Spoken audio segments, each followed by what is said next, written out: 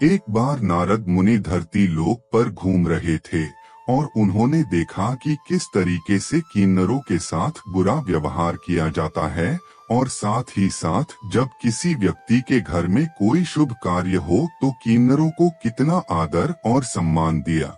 उन्होंने यह भी देखा कि कई बार जब किसी के घर में कोई विशेष कार्य नहीं होता था तब लोग किन्नरों को दान दक्षिणा देने से भी मना कर देते थे।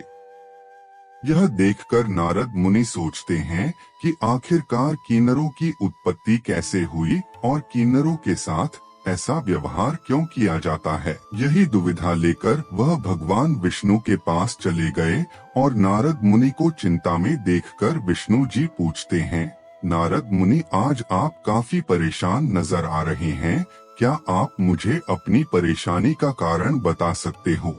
तब नारद मुनि कहते हैं कि प्रभु आज मैंने धरती लोक पर देखा कि स्त्री और पुरुषों के अलावा भी समाज में एक वर्ग है जिसको किन्नर कहा जाता है, लेकिन किन्नरों को समाज में वह इज्जत नहीं दी जाती जो एक सामान्य पुरुष और स्त्री को मिलती है। कृपया करके मुझे बताइए कि आखिरकार किन्नरों की उत्पत्ति कैसे हुई और किन्नरों के साथ ऐसा व्यवहार क्यों किया जाता है। भगवान विष्णु कहते हैं कि तुमने सही कहा, पुरुष और स्त्री के अलावा भी समाज में किन्नरों की एक जगह है। किन्नरों को शुभ कार्यों में आमंत्रित किया जाता है क्योंकि माना जाता है कि उनके आशीर्वाद से सभी कार्य अच्छे होते हैं। नारद मुनि में आज आपको एक कथा के माध्यम से बताता हूँ कि किस प्रकार से किन्नरों की उत्पत्ति हुई, लेकिन आपको मुझे वचन देना होगा कि आप इस कथा को पूरा सुनेंगे क्योंकि पूरी कथा सुनने पर आपको किन्नरों का आशीर्वाद प्राप्त होगा। तब नारद मुनि कहते हैं कि भगवान मैं आपकी कथा पूरा सुनेगा, कृपया करके इस कथा को सुना करके मुझे कृतार्थ करें। भगवान विष्णु कथा को शुरू करते हुए कहते हैं, बहुत पहले एक प्रसिद्ध राजा प्रजापति हुआ करता था। उसकी कीर्ति चारों तरफ फैली थी। उसकी प्रजा भी काफी खुश थी और साथ ही साथ प्रजापति के यहाँ एक पुत्र भी हुआ जिसका नाम रखा था इलाप्ति। कुछ समय इलाप्ति बड़ा हो गया और साथ ही साथ राजकाज में भी सहयोग करने लग गया। इलाप्ति का विवाह हो गया और वह राजा भी बन गया, किंतु वह स्त्री जाति को एक नीच जाति समझता था, इसलिए वह अपनी पत्नी से अच्छा व्यवहार नहीं करता था। इलाप्ति को शिकार का काफी शौक हुआ रहता था, इसलिए वह अलग अलग जंगलों में जाकर के आखेट किया करता था। इसी शौक के कारण राजा इलाप्ति अपने कुछ सैनिकों के साथ शिकार करने एक वन को गए। जंगल में राजा ने कई जानवरों का शिकार किया, लेकिन इसके बाद भी उनका मन नहीं भरा। वो और शिकार करना चाहते थे। इसी चाहत में वो जंगल में आगे बढ़ते चले गए और उस पर्वत पर पहुंच गए जहां भगवान शिव माता पार्वती के साथ विहार कर रहे थे। भगवान शिव ने माता पार्वती को खुश करने के लिए खुद को स्त्री बना लिया था। जिस समय भगवान शिव ने स्त्री रूप धारण किया था उस समय जंगल में जितने जीव जंतु पेड़ पौधे थे सब स्त्री बन गए। राजा इलाप्ति भी उसी जंगल में मौजूद थे, इसलिए राजा इलाप्ति भी स्त्री बन गए और उनके साथ आए सारे सैनिक भी स्त्री बन गए। राजा इलाप्ति अपने आप को स्त्री रूप में देख बहुत दुखी हुए।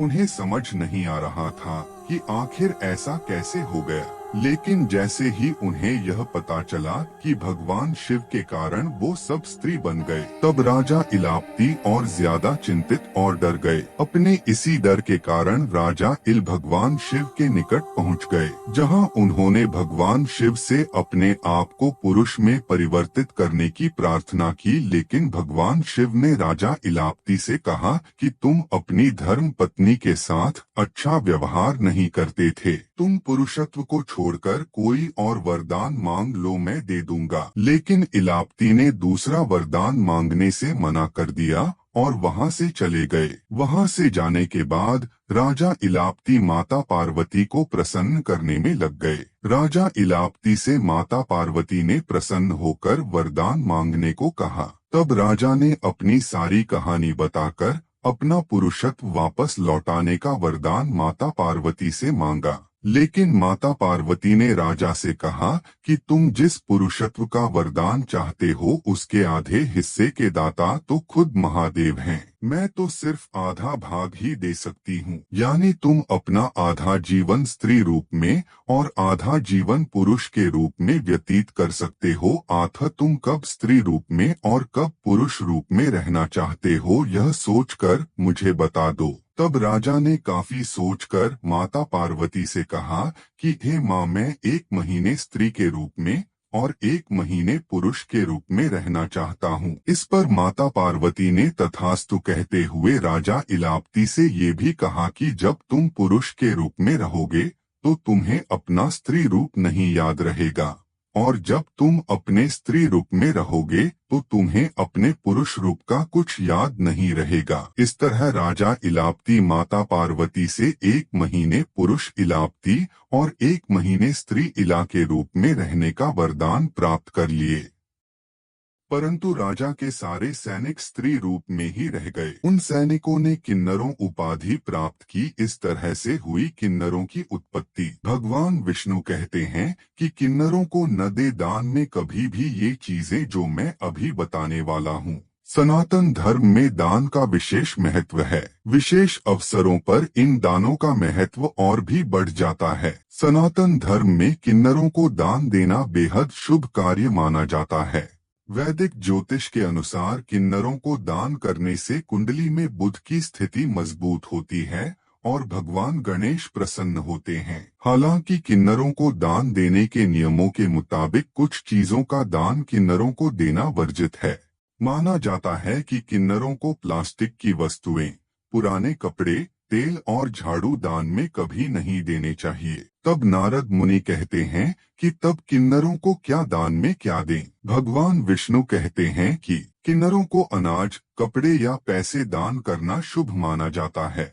जब भी आप किन्नरों को कोई वस्तु दान करें तो उसके बदले में आशीर्वाद के रूप में उनसे कुछ सिक्के जरूर लें। ज्योतिषीय उपायों के अनुसार यदि आप किन्नरों द्वारा लौटाए गए सिक्कों को तिजोरी या किसी अन्य स्थान पर जहां आप धन रखते हैं में रखते हैं तो आपका आर्थिक जीवन समृद्ध होता है।